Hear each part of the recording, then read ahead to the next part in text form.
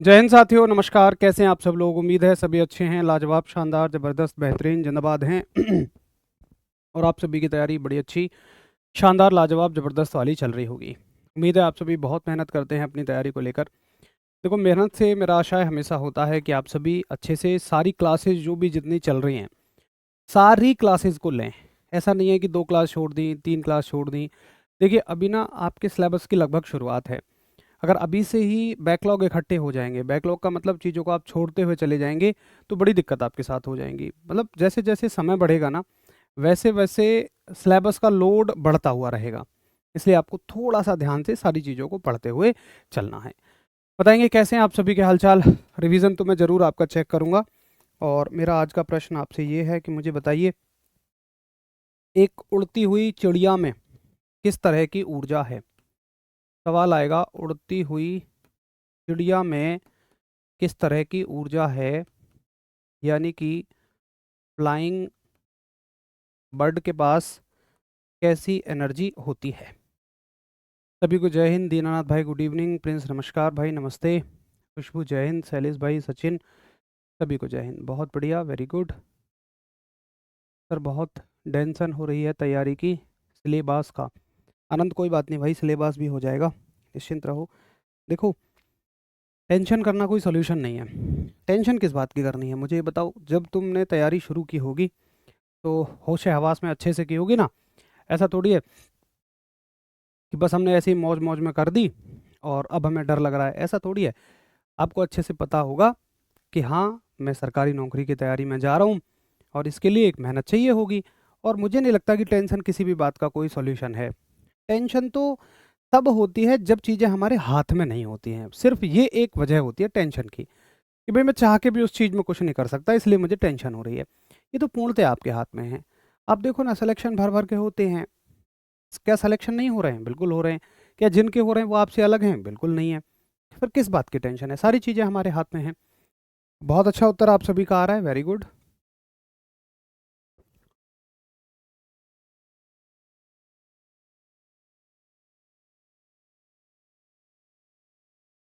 एक भाई कह रहे हैं सर स्थितिज ऊर्जा होती है।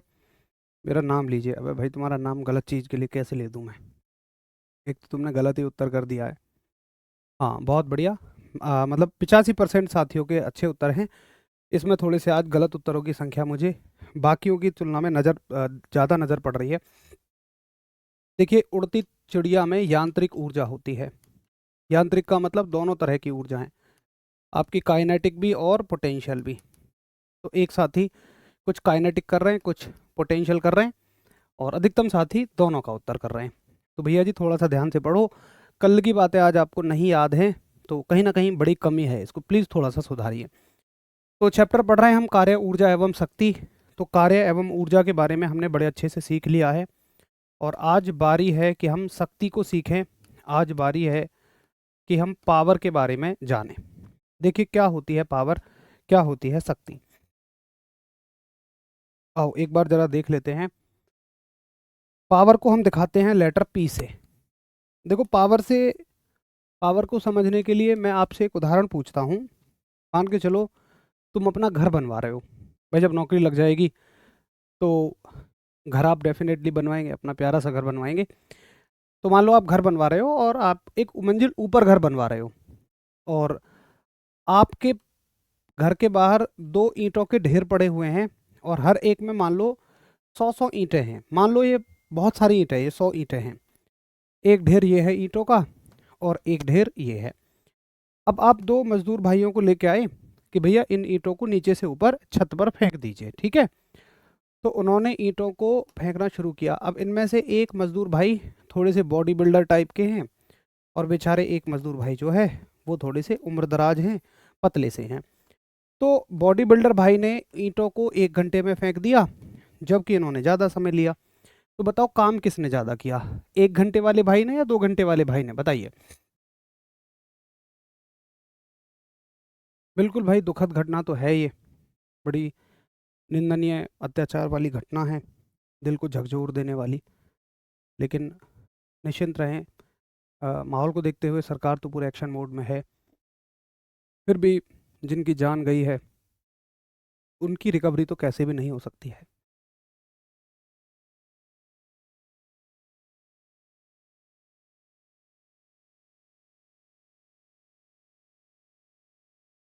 चलो, तो कुछ साथी कह रहे हैं कि 1 घंटे वाले ने, और कुछ साथी कह रहे हैं भैया 2 घंटे वाले ने। अच्छा, मुद्दा ये है कि देखा जाए, चलो कुछ साथी जिन्होंने शायद मेरी क्लास कहीं पहले ली हुई है वो उत्तर भी सही कर रहे हैं। अच्छा, मैं आपसे पूछता हूँ कि मैंने पूछा आपसे कार्य, कार्य का सूत्र क्या होता है, वर्क का सूत्र क्या होता है, बल गुणा विस्थापन। क्या कार्य के सूत्र में कहीं भी समय आ रहा है? अरे तुम समय के हिसाब से ही तो तुलना कर रहे हो, लेकिन क्या कार्य के समय में कहीं भी, कार्य के सूत्र में कहीं भी समय आ रहा है? बिल्कुल भी नहीं आ रहा है। तो देखो भैया, कार्य किया है दोनों ने बराबर, क्योंकि दोनों ने बराबर, भाई एक ईंट को उठाने में मान लो 50 न्यूटन का बल चाहिए, तो इसको भी 50 न्यूटन का बल चाहिए। ईंट तो समान है ना। ऐसा थोड़ी है कि ईंट को मान लो इस पेन को उठाने के लिए जितनी ताकत लगेगी, मैं एक बहुत ताकतवर आदमी हूँ, एक और एक कमजोर आदमी है, तो ऐसा है कि कमजोर आदमी के लिए पेन हल्का हो जाएगा और ताकतवर के लिए भारी हो जाएगा। पेन को उठाने में तो उतना ही बल लगेगा, और ऊंचाई भी उतनी है दोनों के लिए। तो कार्य तो बिल्कुल बराबर होगा, वर्क तो बिल्कुल बराबर होगा दोनों के लिए। ठीक है। अब मैं आपसे पूछूं कि बताओ ऊर्जा किसके अंदर ज्यादा है? चलो, एनर्जी बताओ किसके अंदर ज्यादा है, 1 वाले के अंदर या 2 वाले के अंदर? फटाफट बताइए।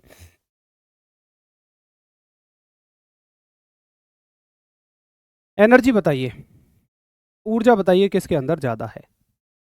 बहुत बढ़िया, बहुत सारे साथियों ने बात पकड़ ली। जैसे रंजन है, अरविंद है, कहते हैं जी काम तो दोनों ने सेम ही किया है। चलो, अब ऊर्जा में भी फिर से वही है। कुछ साथी कह रहे हैं जी ऊर्जा बराबर होगी, कुछ साथी कह रहे हैं जी ऊर्जा कम होगी, कुछ साथी कह रहे हैं जी ऊर्जा ज़्यादा होगी। एक वाले में ज़्यादा होगी, है ना। अच्छा चलो, मैं ऊर्जा पूछ रहा हूँ। हालांकि तुम्हें तो मुझसे ये पूछना चाहिए था भैया, कौन सी ऊर्जा की बात कर रहे हो, गतिज ऊर्जा की या स्थितिज की? तुमने कुछ नहीं पूछा। चलो, तुम कोई सी भी ऊर्जा उठा लो, मान लो तुम कह रहे हो जी गतिज ऊर्जा। भाई गतिज ऊर्जा का फॉर्मूला 1/2 mv²। स्थितिज ऊर्जा का फॉर्मूला mgh। कहाँ समय का, समय कहीं है इसमें?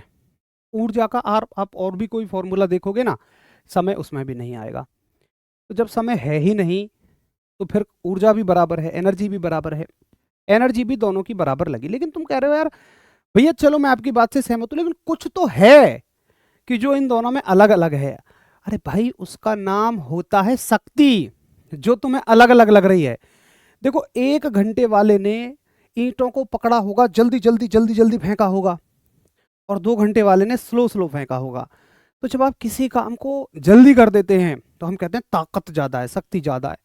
और जब हम किसी काम को धीमे धीमे करते हैं तो हम कहते हैं जी हमारे अंदर ताकत कम है, एनर्जी पावर कम है।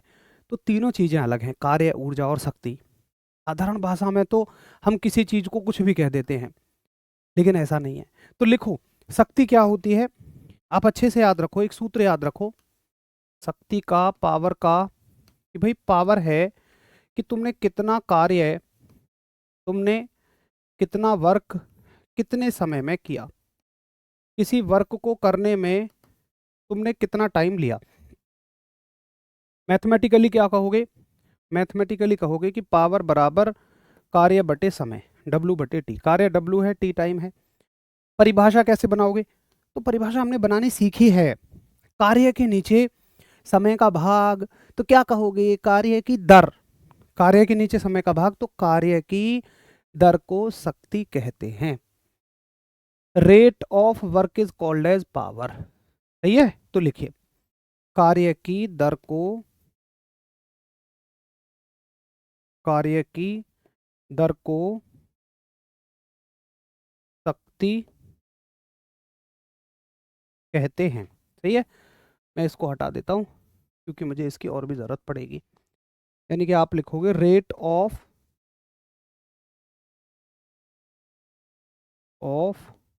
वर्क इज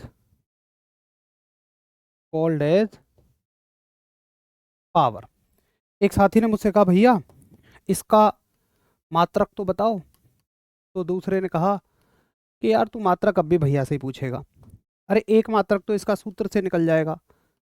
देख सूत्र से क्या मात्रक हो जाएगा। देखो, कार्य का मात्रक जूल और समय का सेकंड, तो सूत्र से क्या मात्रक निकलेगा? जूल प्रति सेकंड। ठीक है, तो सूत्र से क्या मात्रक निकल जाएगा, जूल प्रति सेकंड, और इसको ऐसे लिखोगे आप जूल पर सेकंड। इसी को अगर सेकंड को ऊपर लिखेगा तो जूल सेकंड इनवर्स हो जाएगा। दूसरे ने कहा चलो भैया ये तो मुझे समझ में आ गया, ये तो सूत्र से हो गया, अब इसका एसआई मात्रक बताओ। तो दूसरे ने कहा भाई ले, एसआई मात्रक जो है वो है वॉट। ठीक है, एक भाई ने कहा कि भैया मैंने इसका एक और मात्रक पढ़ा है, और वो है हॉर्स पावर। शक्ति का बड़ा फेमस मात्रक है हॉर्स पावर, अश्व शक्ति। वो क्या होता है, मैं कहूँगा देखो एक राशि के एक से ज़्यादा मात्रक हो सकते हैं, तो वो ना एसआई मात्रक है, ना सूत्र से है, ना सीजीएस मात्रक है, वो है आपका अन्य मात्रक। अन्य मात्रक यानी कि अनोदर यूनिट। तो अनोदर यूनिट जो है, अन्य मात्रक जो है वो क्या है, हॉर्स पावर, यानी कि अश्व शक्ति। ठीक है, और हॉर्स पावर को हम दिखाते हैं एचपी से। एक भाई ने पूछा भैया एक हॉर्स पावर में कितने वॉट, तो मैंने कहा एक हॉर्स पावर में 746 वॉट होते हैं, याद रखना। 1 हॉर्स पावर में 746 वॉट होते हैं। एक बार फटाफट बताओगे जी, मुझे पूरी जानकारी समझ में आ गई। एक भाई ने कहा जी कैसी राशि है, तो दूसरा तुरंत कह देगा ओ भाई तेरे को शुरू में ही बता दिया कि पूरा चैप्टर ही अदिश राशियों से भरा है। कार्य, ऊर्जा एवं शक्ति तीनों अदिश राशियां हैं। ठीक है, तो तीनों कैसी राशियां हैं, अदिश राशियां हैं, स्केलर क्वांटिटी है। चलो, शक्ति की स्पेलिंग गलत है भाई, पता नहीं आप हिंदी में कह रहे हो इंग्लिश में कह रहे हो, कहीं आपको नजर भी आ रहा है तो स्पेलिंग वगैरह तो करेक्ट कर लिया करो, कभी कोई मात्रा उधर उधर चढ़ जाए तो उसको तो सही कर लिया करो, वो तो आपको भी पता है कि क्वेश्चन तो गलत नहीं होगा उसकी वजह से।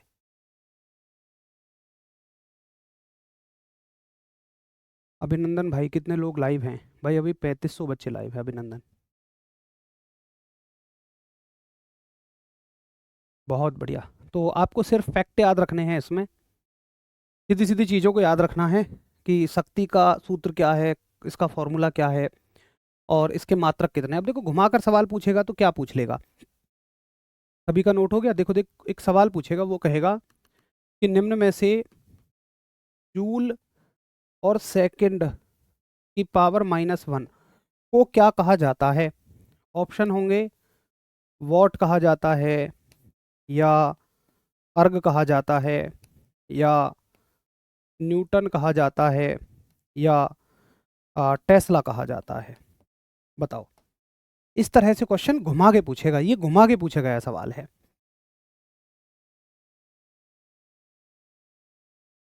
आपका तो लॉजिक जो बताया ऑप्शन अच्छा पोटेंशियल एनर्जी के लिए, अब नहीं भूलने वाले। बहुत बढ़िया श्री, वेरी गुड, मज़ा आता है, बहुत बढ़िया।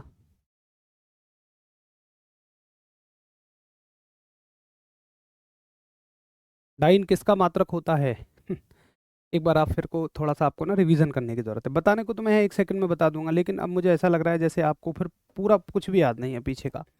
डाइन में बता चुका हूँ, आप एक बार देखिए जाके पीछे।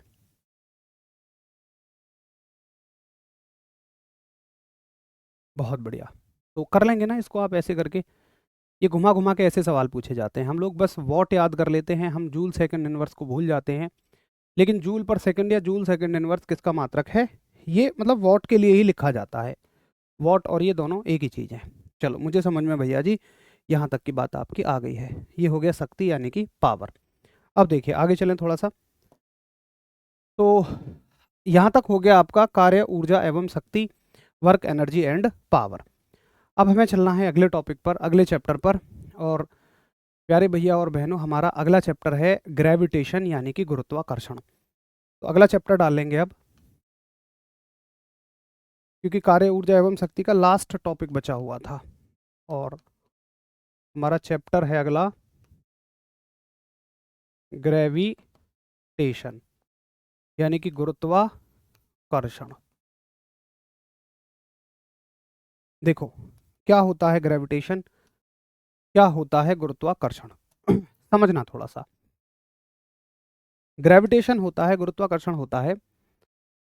एक बात आप देखिए कि आप पृथ्वी पर किसी भी चीज को छोड़ें तो हमेशा वो नीचे जाती है, भैया ऊपर क्यों नहीं चली गई?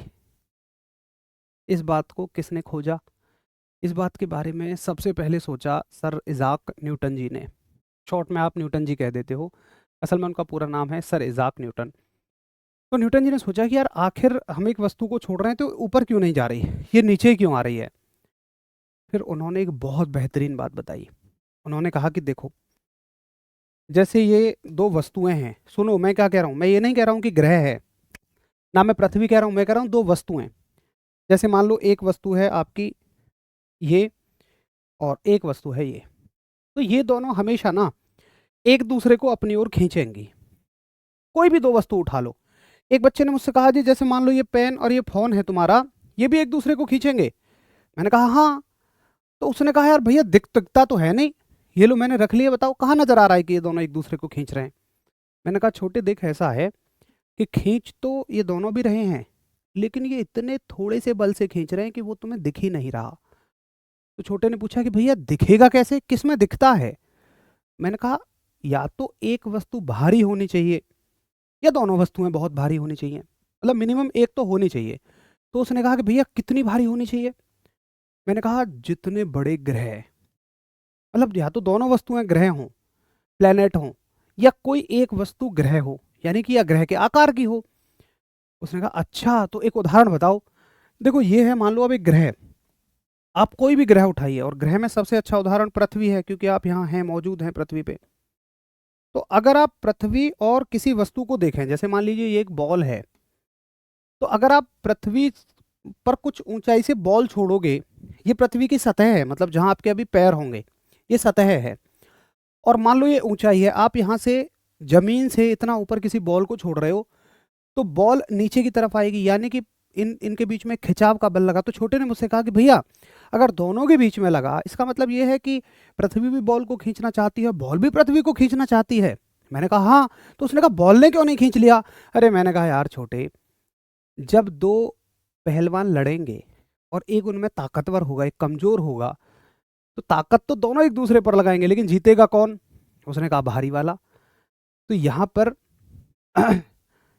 यहाँ पर भारी वाला जो अ, द्रव्यमान है वो जीत जाता है, यानी कि कौन जीत जाएगी? पृथ्वी जीत जाएगी। तो न्यूटन साहब के अनुसार इस दुनिया की प्रत्येक वस्तु या इस ब्रह्मांड की प्रत्येक वस्तु एक दूसरे के बीच में आकर्षण का बल लगाती है, इस दूसरे के बीच में अट्रैक्शन का फोर्स लगाती है। ठीक है, अभी गुप्ता एक काम करो भैया जी आप, कि प्रीवियस ईयर क्वेश्चंस को देखो। अगर आपको कहीं से लगे कि कोई क्वेश्चन बचा हुआ है, तब आप प्लीज़ ज़रूर मुझसे कहना। अभी भैया थोड़े से परेशान हैं कि सर ऊपर ऊपर से पढ़ा रहे हो। देखो अगर आप इस जो मैं आपको फिजिक्स पढ़ा रहा हूँ, अगर आप इसको अपने सिलेबस से कंपेयर करोगे तो ये बिल्कुल 100% ओके है। लेकिन अगर आप इसको कंपेयर करो 11वीं 12वीं के सिलेबस से, देखिए बिहार पुलिस में जो एग्ज़ाम लास्ट ईयर हुआ था उससे पहले 12वीं स्तर लिखा हुआ था सिलेबस में, और आप प्रीवियस ईयर क्वेश्चन देखो। अच्छा हाँ, प्रीवियस ईयर क्वेश्चन भी मैंने गलत बोल दिया, प्रीवियस ईयर क्वेश्चन देखो केवल लास्ट ईयर के। ये बात मैंने आपको शुरू में बताई थी, शायद आपने शुरू की क्लासेस मेरी नहीं देखी हैं। Previous last to last year के सिलेबस में 12वीं स्तर लिखा हुआ था और क्वेश्चन भी 12वीं स्तर के पूछे गए। लेकिन लास्ट ईयर के नोटिफिकेशन में, मतलब लास्ट टाइम की नोटिफिकेशन में, जब आपका एग्जाम लास्ट टाइम हुआ उसमें 10वीं स्तर लिखा और क्वेश्चन भी 10वीं के पूछे गए। तो उस हिसाब से इस बार भी 10वीं स्तर लिखा है और उस हिसाब से ये बिल्कुल लेवल ओके है। बट अगर आप ये उम्मीद करें कि हम इसमें 11वीं और 12वीं का स्तर पढ़ेंगे, तो मतलब वो इलॉजिकल बात है। फिर वो तो ये हो गया कि फिर आप एक टीचर के पास क्यों आए भाई पढ़ने, फिर तो मेरा अनुभव क्या रह गया। आप बिल्कुल उस चीज़ की चिंता मत करिए, ये बिल्कुल आपका वो लेवल है, बिल्कुल आपका वो स्तर है जो होना चाहिए। आप बिल्कुल परेशान मत होइए, बिल्कुल निश्चिंत रहिए इस चीज़ के लिए। सही है, ये बिल्कुल 10th लेवल है, इससे बाहर कुछ भी नहीं जाएगा। थोड़े बहुत कुछ ऐसे क्वेश्चंस होते हैं जिन्हें हम प्रैक्टिस में कवर करते हैं। सही है, चलो तो देखिए, ये पृथ्वी है, ये अर्थ है, और ये एक बॉल है।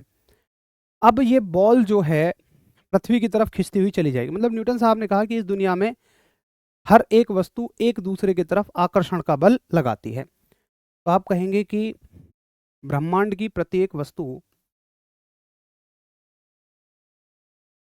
ब्रह्मांड की प्रत्येक वस्तु एक दूसरे पर आकर्षण का बल लगाती है। यानी कि every body of universe attracts each other. Every body of universe attracts each other, कि इस ब्रह्मांड में प्रत्येक वस्तु एक दूसरे पर आकर्षण का बल लगाती है। ठीक है। अच्छा, लोगों ने कहा कि भैया एक बात बताओ, ये बल होता कितना है। अच्छा, गुरुत्वाकर्षण की खोज किसने की थी? तो इसको चलो एक काम करो, नीचे डाल के लिख लो लाइन को। ये किसने की है? न्यूटन साहब ने, सर इजाक न्यूटन।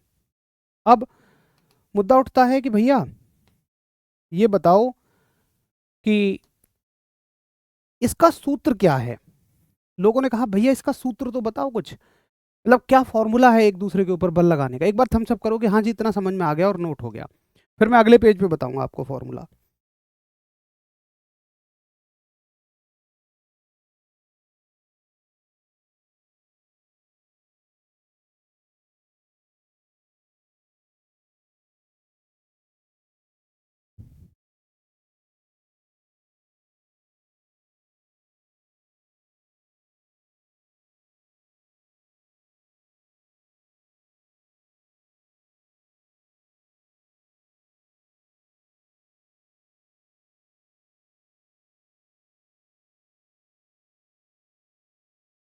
ठीक है, चलो यहां तक भैया मुझे क्लियर है, मेरी बात समझ में आ गई है।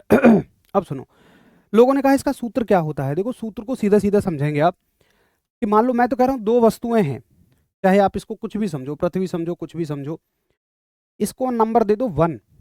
ठीक। और इसके देखो द्रव्यमान का सिंबल क्या होता है? m। तो m1 लिखने का मतलब पहली वस्तु का द्रव्यमान।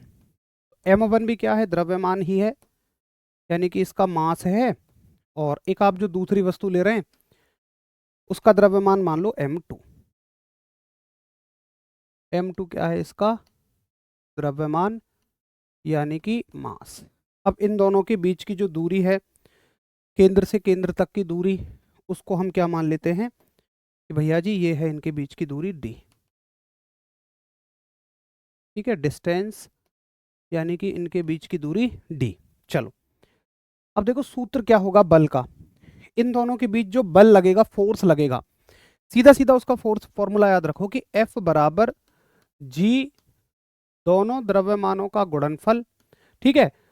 अच्छा इसको ना R ले लो, तुम ज्यादातर R लेते हो, वैसे तो D ले लो कोई दिक्कत नहीं है, बट ज्यादा हम R लेते हैं। आपने भी कहीं ना कहीं R ही पढ़ा होगा, कंफ्यूज ना हो जाओ। और नीचे रख दोगे R का स्क्वायर। तो इसको हम लैंग्वेज की फॉर्म में कैसे लिखेंगे? पहली बात तो देखो ना, जी को थोड़ा सा याद कर लो। अभी मैं बताऊंगा जी के बारे में, जी क्या है। पहले जी से ध्यान हटाओ, और ये देखो जो बल है ना, वो दोनों द्रव्यमानों के गुणनफल के समानुपाती। आप ये बात जानते होंगे, समानुपाती अनुक्रमानुपाती। नहीं जानते हैं तो सीख लो। सुनो, जैसे बल के सामने लिखे हैं m1 m2, तो हम कहेंगे कि जो बल है ना वो द्रव्यमानों के गुणनफल के समानुपाती है। इंग्लिश में directly proportional to product of mass. इस बात का क्या मतलब है? इस बात का मतलब है कि अगर ये बढ़ेंगे तो ये भी बढ़ेगा। देखो जितने ज्यादा ये ताकतवर होंगे बल उतना ज्यादा लगेगा। और ये जो बल है इनकी दूरी के वर्ग के, इनकी दूरी के वर्ग के व्युत्क्रमानुपाती होता है। उल्टा लिखा हुआ है, मतलब ये ऊपर है ये नीचे है, तो शब्द इस्तेमाल करोगे व्युत्क्रमानुपाती। यानी कि force inversely proportional to square of the distance. फिर से देखो कैसे लिखोगे, जी को अभी भूल जाओ थोड़ी देर के लिए, कि जो बल है ना, बल द्रव्यमानों के गुणनफल के, द्रव्यमानों का गुणनफल है और सामने लिखा हुआ है तो समानुपाती। तो लैंग्वेज में लिखोगे कि बल द्रव्यमानों के गुणनफल के समानुपाती। ठीक है, इसको थोड़ा इधर कर लेता हूं मैं। बल द्रव्यमानों के गुणनफल के समानुपाती व देखो दूरी के वर्ग के, व दूरी के वर्ग के व्युत्क्रमानुपाती। उल्टा लिखा है तो व्युत्क्रमानुपाती। दूरी के वर्ग के व्युत्क्रमानुपाती होता है। अच्छा, व्युत्क्रमानुपाती का मतलब क्या है कि अगर ये चीज बढ़ी तो ये घट जाएगा। व्युत्क्रमानुपाती का मतलब उल्टा संबंध होता है ना, कि अगर दूरी बढ़ी, देखो जब दो लोगों के बीच में दूरियां बढ़ेंगी तो मोहब्बत कम होगी, ऐसे याद रख लो। दूरी इनके बीच में बढ़ेंगी तो भैया फोर्स कम होगा। इंग्लिश वाले लिखिए कि फोर्स इज, ये स्टेटमेंट की फॉर्म में सवाल आता है यहां से, force is directly proportional to the product of mass and inversely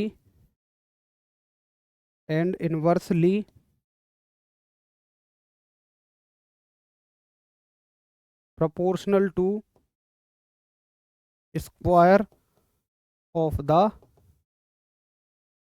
distance। ठीक है, फटाफट से नोट करो, नोट हो जाए तो एक बार थम्स अप कर दीजिए। सर ग्रेविटन का खोज न्यूटन ने क्यों किया? अरे भाई ये तो मतलब बिल्कुल एकदम वाहियात सवाल है, ये कैसी बात है यार। हम्म, अब तुम अगर मान लो कोई और करते तो फिर भी मुझसे ये प्रश्न पूछ रहे होते। न्यूटन सर ने किया तो भाई किए उन्होंने, क्यों किया ये तो उन्हीं से जाके पूछो। ठीक है जी, स्मॉल जी के बारे में बात करेंगे, पहले रुक तो जाओ, पहले जिस चीज़ के बारे में बात करें उसके बारे में तो बात कर लो। स्टेप बाय स्टेप चलेंगे हर चीज़ पे, निश्चिंत रहा करो, आप जो पढ़ाया जा रहा है उस पर फोकस किया करो, है ना। आप ना सभी थोड़ा थोड़ा सा मेडिटेशन किया करो, मतलब आप ध्यान लगाया करो 10 मिनट। उससे क्या ना, दिमाग एक दिशा में सोचता है। आपका दिमाग ना बड़ा चंचल है, पढ़ कुछ रहे हैं, पूछोगे कुछ, दिमाग में कुछ और चल रहा है।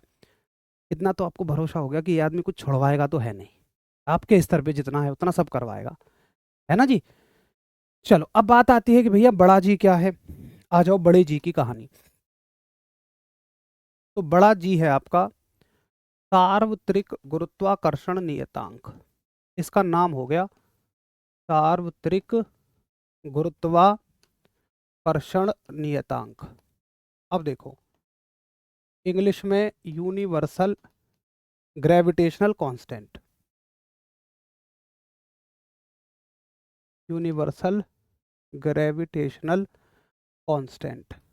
देखो ये जो पीछे वाला फॉर्मूला है ना, ये पूरा न्यूटन साहब ने नहीं दिया। न्यूटन साहब ने ये कह दिया था ऐसे करके।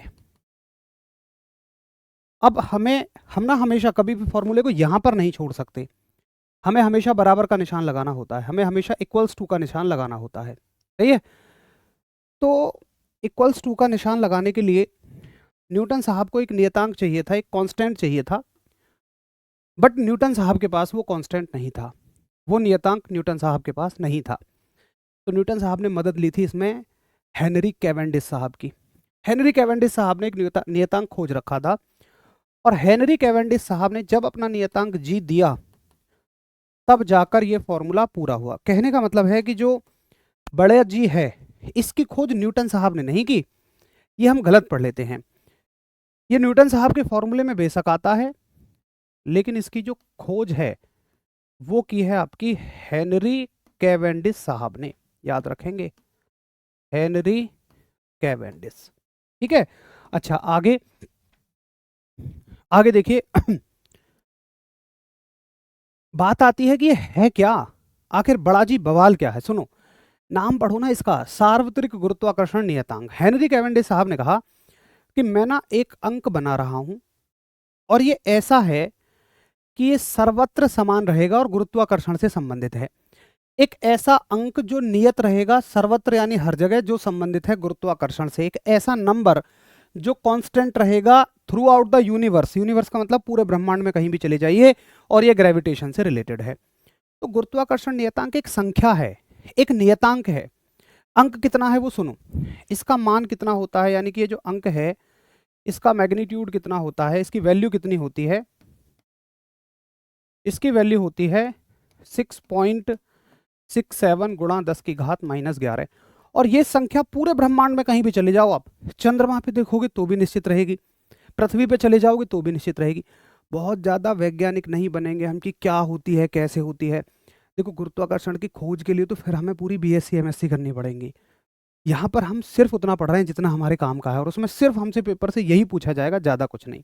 अगली चीज पूछेगा कि इसका मात्रक क्या होता है, इसका मात्रक है न्यूटन मीटर स्क्वायर, किलोग्राम का स्क्वायर। ज़्यादा से ज़्यादा कंफ्यूज करने के लिए आपको ऐसे दे देगा कि किलोग्राम को भी ऊपर दे देगा, लेकिन अब मेरे भाई बहन कंफ्यूज नहीं होते हैं, वो जानते हैं किलोग्राम अगर नीचे प्लस में है तो ऊपर माइनस में हो जाएगा, कहानी खत्म। ठीक है, अच्छा जी। अब क्या मुझे ये लिखने की जरूरत है कि इसका मान कहीं भी नहीं बदलता? देखो अगर लिखने की जरूरत पड़ी ना तो वो बेचारे इसके नाम में दाग है, क्योंकि इसका नाम देखो ना सर्वत्र समान है। बट चलो तुम फिर भी लिख लो कि यह कभी नहीं बदलता। हालांकि ऐसा लिखना इसकी बेइज्जती है, क्योंकि ये इसके नाम में ये बात है, यह कभी नहीं बदलता, यानी कि इट नेवर चेंजेस। एक बार सभी साथी थम्स अप करो कि ठीक है भैया मुझे बात समझ में आ गई। छोटे जी का मान, अरे भाई मुश्ताक अभी तुम शायद कुछ कह रहे थे, देखो मैं बता रहा हूँ। मैं मुश्ताक भाई का आपको एक अभी फिलहाल का कमेंट है इनका, छोटे जी का मान, इससे पहले का कमेंट बताता हूँ मैं। सभी नोट करो है ना, थम्स अप करो। देखो न्यूटन साहब के सर पर सेब गिरने से, मुश्ताक भैया तुम्हारा यही कमेंट है, चाहूँ तो मैं तुम्हें स्क्रीनशॉट लेके दिखा दूँ। मतलब मैं कह रहा हूँ ना कि आप बड़े उथले पुथले से हो भैया जी। मैं आपको एक बात समझा रहा हूँ, इतना भरोसा करो कि आदमी को छोड़ेगा नहीं। लेकिन ऐसा तो है नहीं कि मैं आपको एक ही लाइन में पूरी फिजिक्स लिखवा दूंगा, पूरी फिजिक्स समझा सकता हूँ। सभी चीज़ें स्टेप बाय स्टेप चलेंगी ना। आपकी दिक्कत क्या है, बड़े जी की बात चल रही है, आपको छोटा जी समझना है। छोटे जी की बात चलेंगी, आपको बड़ा जी समझना है। गुरुत्वाकर्षण की बात चल रही है, आपको उल्टी पुल्टी बातें करनी है। मतलब मैं देखता हूँ कि हम कितने, मैं आपका 1 मिनट ज़रूर लूँगा है ना, आप नोट करिए। मैं देखता हूँ कि एक कॉमन सी बात है हर जगह को, हर जगह क्या बनी हुई है कि काश न्यूटन साहब के सर पे ही पेड़ गिर जाता, ये गिर जाता, वो गिर जाता। मतलब एक ट्रोल बना और हम उसके पीछे पड़ जाते हैं, हम उसकी लाइन में लग जाते हैं। असल में हमारा अपना कोई बुद्धि नहीं रह गई है, हमारा अपना कोई दिमाग नहीं रह गया है। अगर कोई किसी की बेइज्जती कर रहा है तो हम उसमें शामिल हो गए। आप समझो आप किसके लिए क्या कह रहे हो। एक, मुझे ये समस्या ही नहीं है भाई, खूब गिराते रहो पेड़ आप, मुझे क्या दिक्कत होगी। लेकिन आप समझो कि एक आप वैज्ञानिक के लिए ऐसी बात कह रहे हो। अगर मैं सच बताऊं ना तो आपको कोई क्रिकेटर अगर पसंद है, आप किसी दोस्त के मुंह से उनके लिए गलत नहीं सुन सकते हो। भला सही कह रहा हूँ मैं गलत कह रहा हूँ? क्रिकेटर से आपका लेना देना कुछ नहीं है, वो क्रिकेटर बस एंटरटेनमेंट कर रहे हैं। क्या देश में तकनीकी और वैज्ञानिक जो देश के की पिलर हैं उसको तो आगे नहीं बढ़ा रहे हैं? लेकिन फिर भी आप उनके बारे में गलत नहीं सुनते। बट आपको उन लोगों के बारे में कहने में गलत बड़ा मजा आता है जो आपके देश को तकनीकी दे रहे हैं। आप समझते भी हैं कि ग्रेविटी की खोज होने से कितनी जिंदगी आपके लिए आसान हो गई है। अगर आपको यही लगता है ना, मैंने बहुत सारे लोग कहते हैं कि यार वैज्ञानिकों ने ये कर दिया, हमारे लिए एक पाठ जोड़ दिया, तो भाई साहब फिर जी के देखो 70 साल पहले की जिंदगी, आपको समझ में आ जाएंगी चीजें। चलो तो थोड़ा सा कॉमन सेंस का इस्तेमाल करिए एक बार, अपनी भी बुद्धि का इस्तेमाल करिए। जो लोग कह रहे हैं, सोशल मीडिया कह रही है, उसके चक्कर में मत पड़िएगा। सही है। चलो तो ये हो गया आपका सार्वत्रिक गुरुत्वाकर्षण नियतांक, यूनिवर्सल ग्रेविटेशनल कांस्टेंट, जिसकी खोज हेनरी कैवेंडिश साहब ने की है। इसका मान इतना होता है और यह कभी भी नहीं बदलता है। अब देखो यह मान कभी भी नहीं बदलता है तो इसमें हमें कुछ पढ़ना ही नहीं है, कहानी खत्म, टेंशन खत्म। अब मैं आपसे एक चीज और पूछता हूँ। अच्छा देखो सवाल कैसे आएगा, कुछ साथी कहते हैं जी सवाल कैसे पूछा जाएगा। सवाल पूछा जाएगा कि बताओ बड़े जी का मात्रक, यूनिट ऑफ कैपिटल जी। देखो एक बार, newton metre square K G square, newton metre square K G की power -2, newton metre square K G की पावर -2, या उपरोक्त में से कोई नहीं, नन ऑफ द अबव। बताओ जी का मात्रक क्या होगा। इस तरह के क्वेश्चंस आते हैं।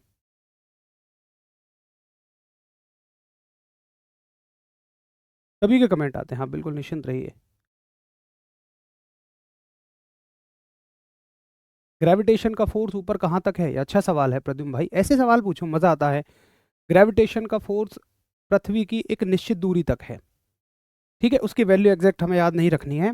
फिर दूसरे ग्रह का ग्रेविटेशन फोर्स शुरू हो जाता है। बहुत बढ़िया, आप समझ जाएंगे कि देखो अगर ऊपर है, यहाँ ऊपर कह रहा है प्लस में, गलत हो जाएगा। अगर ऊपर आपको केजी लिखना है ना, तो फिर आपको माइनस में लिखना पड़ेगा। यहाँ नीचे माइनस में लिख रहा है, ये चीज़ भी गलत है। तो छोटी मोटी गलतियों में ऐसे कंफ्यूज करेगा। कुछ साथी हो भी गए कंफ्यूज, वो सी लगा रहे हैं। देखो नीचे होता तो प्लस का होना चाहिए था, ऊपर है तो माइनस का, बट वो नीचे माइनस का दे रहा है और ऊपर प्लस का दे रहा है, तो ये ऑप्शन होंगे नहीं, आपका बी ऑप्शन हो जाएगा। ठीक है, इस तरह के क्वेश्चन आपसे पूछे जाएंगे। अब देखिए इसमें एक चीज़ और आपसे पूछी जाती है जिसका नाम है स्मॉल जी, ठीक है। लेकिन अभी क्या है कि 9:40 हो चुके हैं और 45 तक आपकी ये क्लास चलेगी। अब अगर मैं इसमें स्मॉल जी की शुरुआत करा दूंगा तो ये टॉपिक आधा रह जाएगा, और स्मॉल जी एक अच्छा खासा टॉपिक है, उसको हम एक कल की पूरी क्लास में करेंगे, ठीक है। तो अगर आज मैं शुरू करूंगा तो वो बीच में आधा रह जाएगा, इसलिए उसको हम करेंगे कल की क्लास में। और थोड़ा सा ये भी है कि आज ना मुझे फीवर है, मतलब अभी भी मुझे बुखार है हल्का हल्का, तो इस वजह से मैं भी चाहता हूँ कि अभी मेरी एक और क्लास है, उसके बीच में 10-1 मिनट का रेस्ट मिल जाएगा, तो हम लोग कल करेंगे, ठीक है।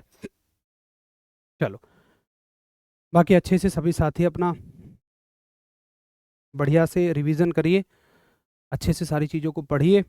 रिवीजन बहुत ज़रूरी है। अगर मैं एक प्रश्न पूछ रहा हूँ कल के पढ़े हुए में से, उसको आप नहीं उत्तर कर पा रहे हैं, तो ये कहीं ना कहीं समस्या की बात है। इसके बारे में सोचिए, फिर पेपर तक कैसे याद रख पाएंगे। ठीक है भैया जी, तो कल मिल रहे होंगे, अच्छे से सभी रिवाइज करके आएंगे। नमस्कार, धन्यवाद, जय हिंद।